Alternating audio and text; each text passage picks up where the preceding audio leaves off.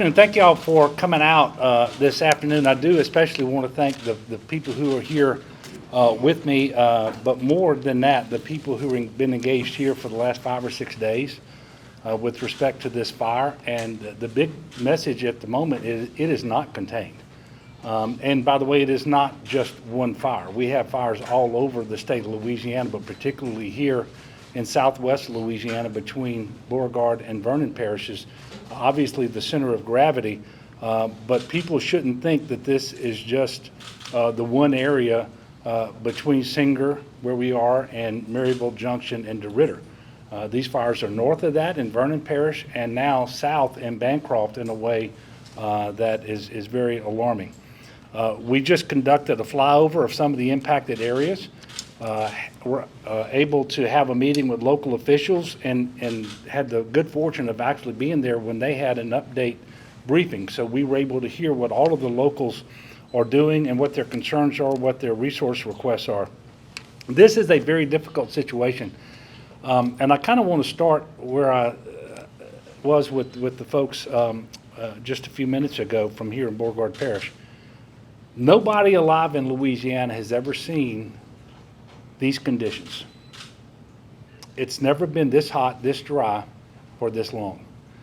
And to have these fires burning the way that they are and jumping fire lines, and when the wind picks up, to have the fires burning in the crowns of trees rather than on the ground and low where they can be more easily contained, it makes for a very difficult and dangerous situation.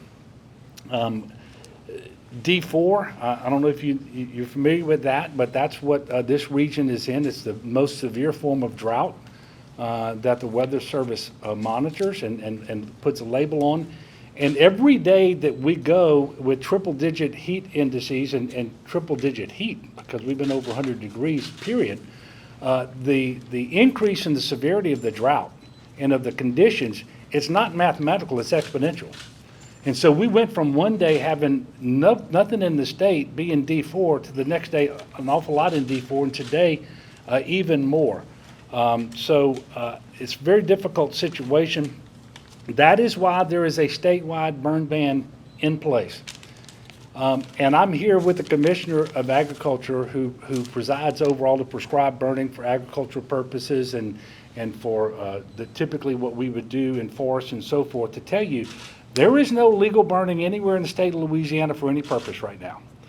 He issued his own orders today. I issued mine. And it's not just burning. We're asking people to be careful.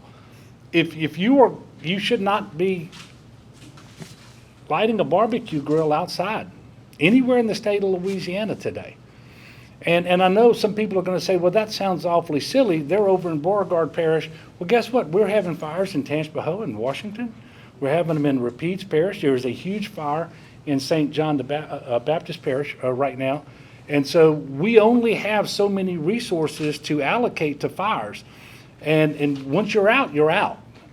And we're requesting additional assistance from the federal government, from sister states, and it is starting to arrive now, and we're very thankful. But we all need to do our part. So please, properly dispose of cigarettes, secure chains on vehicles before you travel. Don't operate vehicles and equipment on dry grass. The changing winds are a huge issue. You know, we wanted rain yesterday, and when we finally realized we might have an afternoon thunderstorm, some of us thought that would be a good thing. But we got very little rain. The wind picked up as high as 40 miles an hour and had lightning strikes. Exactly what you don't want when you have these drought conditions. So we have very dangerous conditions, and they get more dangerous in the afternoon when these thunderstorms are coming through, and more are forecasted for today. And I was telling the commissioner a minute ago, you get an update on where the fires are and where the evacuations are and what the most essential information is, and within 20 minutes it's old because things are moving that fast. And so I'm asking people to please be mindful of everything that's going on. Just to give you some idea, in the month of August, as of this morning, 441 different forest fires, over 30,000 acres burn. We've not seen that before. When the crowns of trees catch on fire and these winds pick up, and by the way, these fires can be so big and so intense that they create their own weather, so to speak, and they create wind currents. They're taking burning embers and transporting those through the wind miles away from the fire. And anywhere that ember lands, you're subject to having another fire. So just because you may be located miles away from the nearest known fire, it doesn't mean that you're safe, and you have to be very vigilant. And so I'm asking people to be aware, vigilant, and cautious, but I'm also asking people to follow the directions of their local officials. They have a very good coordinated effort working with so many people to try to figure out where the fires are, what directions they're heading, who's in danger, because when these things start moving, they move faster than you can imagine. So if you're told that you need to evacuate, you really need to evacuate, especially since in some of the areas that are being evacuated, the water pressure is extremely low. You're not going to be able to fight a fire if you thought that was going to be possible. Let me tell you, it's not. You may not have gas service to your home anyway, and your electricity is likely out. So you really don't want to be there anyway, and I'm going to ask you to be selfless, because if you put yourself in danger, you're going to have first responders come in to try to save you when you shouldn't be causing that problem for yourself or for them, and those resources ought to be engaged in firefighting. So I want to go through some numbers here. The Louisiana National Guard has right at 100 soldiers active in this area in the firefight. They're authorized to go up to 300 as they need to do that. They have helicopter crews that began dropping water August the 23rd here to assist Louisiana Department of Ag and Forestry, and I want to thank the commissioner and all of his folks for the work that they've been doing. You're going to hear from him in just a minute, but also to support the State Fire Marshal's Office. This was this morning, and as we were flying in, we could see the helicopters operating, picking up water and dropping it. So these numbers are old. But as of this morning, they had moved 348 loads of water. Close to 161,000 gallons had been dropped on the affected area. They're using 5 Black Hawk helicopters. Currently, one additional helicopter is on standby. I want you to know we've also requested assistance from other states. We're getting that assistance. Tomorrow morning, we should have in the firefight a CH-47 Chinook helicopter coming out of Oklahoma. It's very helpful because it can drop 6 times as much water as the Bambi buckets that we can support with the UH-60s that we have available through the Louisiana National Guard. We also have firefighters and tanker trucks and other resources coming out of Texas and Mississippi. We've engaged the U.S. Forest Service.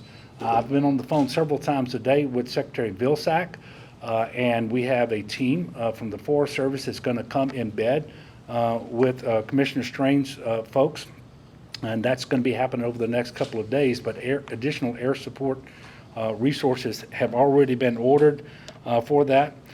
We have 16 bulldozers from the National Guard that's operating, or 6 that are operating. I think 10 more on the way at the moment. State police troopers are actively assisting in this area. I know we put 14 additional troopers in Beauregard to work with the sheriff to help effectuate these evacuations, but also to do traffic control. Speaking of traffic control,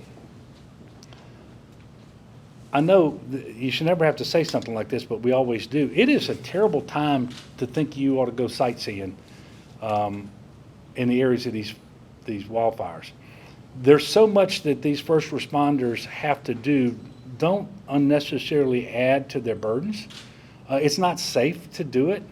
Many roads are closed, and so you're liable to get close and not be able to get where you want to go anyway. And for those people who simply have to travel for emergency reasons, be very, very careful, especially at night. But even during the daytime, the smoke can make visibility zero. And you're out on a highway, and it happens all of a sudden, and that can be extremely dangerous. There are some individuals in shelters. I think there were 59 or so overnight. There are shelters open, and we can give you that information. Here in Beauregard, I know that those 2 shelters are in DeRidder, one at the Methodist Church and one at the Baptist Church. And the vast majority of people are finding friends and relatives that are in a safe place that they can go stay with. And obviously that's probably more comfortable for them, and it's less burden on the people who actually need to be sheltered. So that's obviously something that we encourage people to do. If you're on the roadway, and you shouldn't be if it's not necessary, please look for emergency responders working alongside the roadway, because the roads themselves are sometimes the most effective fire breaks that we have. But if you've been paying attention, you know that the fires are routinely jumping the state highways. And so just think about the width of those rights-of-ways, and the fire is jumping those rights-of-way and continuing to grow uncontained. If there's any good news to report right now, it's that we've not been told of a single fatality. And that means that people are being cautious. They are doing what they're being asked for the most part. And they are a lot of good work by first responders. And good decision-making by local officials, and you're going to hear from the sheriff in just a moment. So please follow all state government announcements, your local announcements from your authorities here. Pay attention to the local news, the social media, and so forth.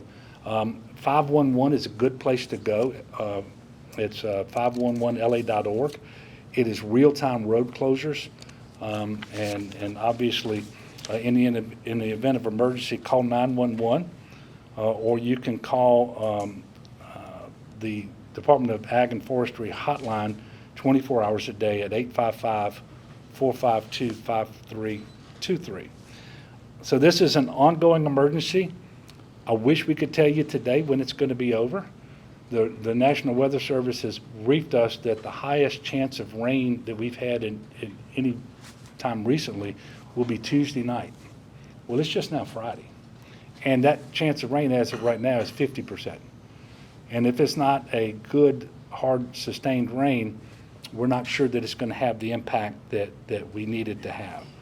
So at this time, I'm going to ask Commissioner Strain to come up and share with you all what his folks are doing. And I can tell you, they're putting in a tremendous Herculean effort. And I know he'll be followed by the sheriff, and then after that, we will take some questions. Thank you, Governor. And thank all of you for being here today to help us get out the word on what's going on and what we need to do. Now, Governor, first of all, I want to thank you for your work and for your service, and also your entire team. Sheriff, you and your team, and all of the locals and all the men and women in the fire service. This is unprecedented. We've never had to fight this many fires simultaneously and of this duration and this intensity. We're fighting between 25 and 30 fires today as we speak, as we're standing right here. We have 9 active fires, some new, and those fires are anywhere from a small, maybe 50 to 100 acres to several thousand acres. And we have a full court press. We will continue to fight these fires until they are extinguished. We will bring every asset to bear that we have and any others that we can find from anywhere.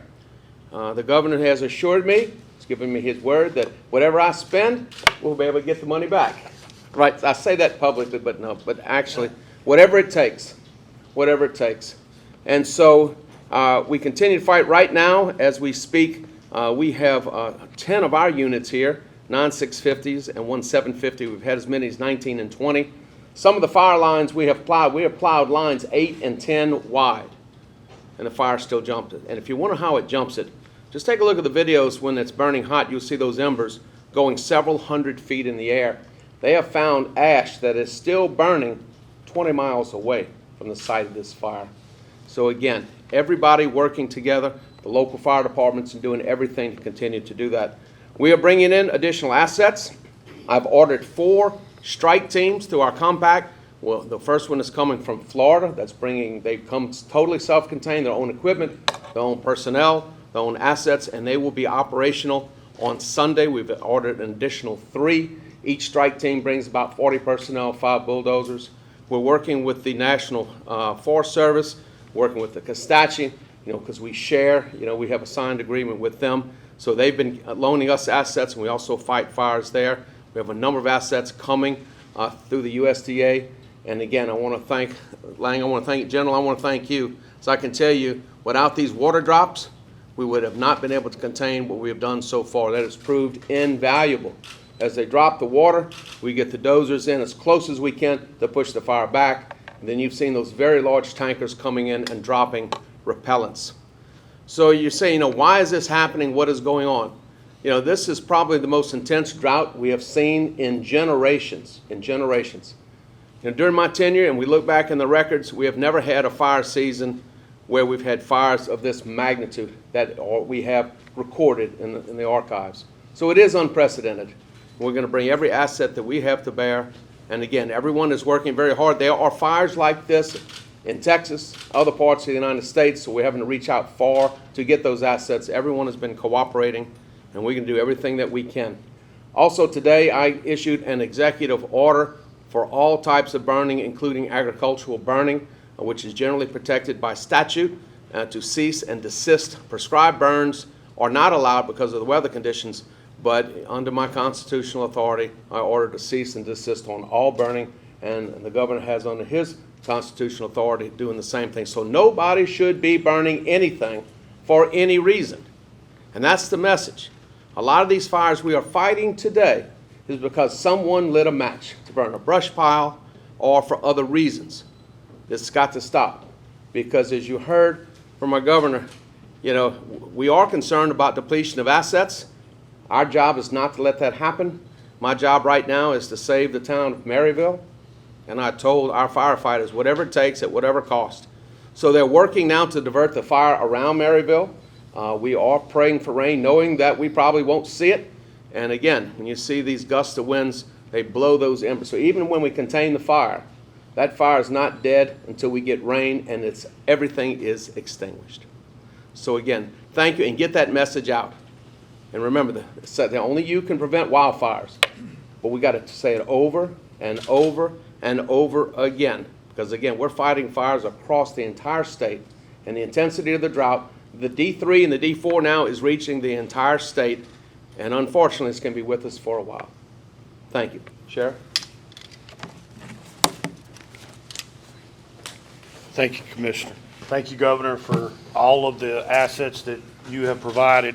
Thank you to the state police, to the National Guard. We've been blessed with a tremendous amount of assistance for this fire. I've been with the department for about 32 years, and I can honestly say I've never seen any fire that looks anything like this, nor near this size. I just want to give you a little bit of information on the law enforcement side. So over the course of the last several days, we've started off issuing voluntary evacuation orders. Almost every one we've eventually had to come back and issue a mandatory evacuation order. It's very hard to predict with this fire because the winds pretty much dictate everything. So if we put out a mandatory evacuation order, it's because that fire is approaching whatever area that is, and we believe that it's a significant risk to stay in that area.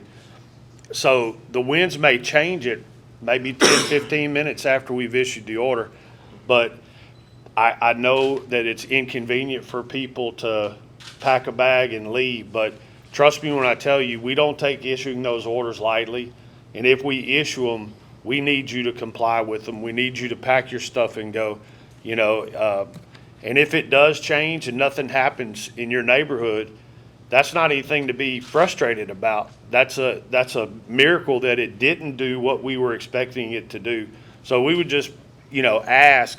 In fact, we just put out another mandatory evacuation order about 20 minutes ago, 30 minutes ago, for the Bivens or Bancroft area down 389, from Bancroft all the way to the parish line south on both sides of the road. We have a fire that broke out there. It's actually a reignite, I think, on a fire that we've been fighting for several days already. But when we ask you to leave, you need to please comply with us and leave. And as the governor and the commissioner said, We're getting calls still daily about, they're watching their neighbors thump cigarette butts out of the car windows. Please don't do that. Like the commissioner said, there is no reason at all whatsoever to have open flame outside at this point. We just can't afford it. We've got local firemen and local police that have been running this thing actually for 2 weeks or more. And to be quite honest, they're exhausted. And thankfully we have our state and national partners that have jumped in to help us, but we really could use the public to help us as well. So that's all I have. Thank you. Okay, if you have any questions, and you can ask a question, and hopefully we have somebody up here that can answer it. Yes, ma'am. I was just going to ask for an update on property damage, livestock, as well as air quality. Okay, I am not prepared to address any of those three things, but if somebody here is. I can give you a general assessment on livestock, not including these fires, but as of last week, we're estimating the drought and the associated problems somewhere around $260 million. A big issue is the loss of forage, the loss of hay, the loss of pasture, and you're seeing a lot of livestock being liquidated. Now, when you start looking at the cost of timber, you're looking at between $1,000 and $1,500 per acre. That is a minimum cost of what is being lost. So if you look at 15,000 acres, you multiply that by about $1,500 an acre, and that can pretty much get you what it's going to cost. So what's there, most of it is totally lost, and it's going to have to be plowed under and replanted. Are the animals out of harm's way? So far, we have not had any call to evacuate or move the animals. Most of those are in pasture, and so they're not in the wooded areas. We've seen, we've looked as we've flown over.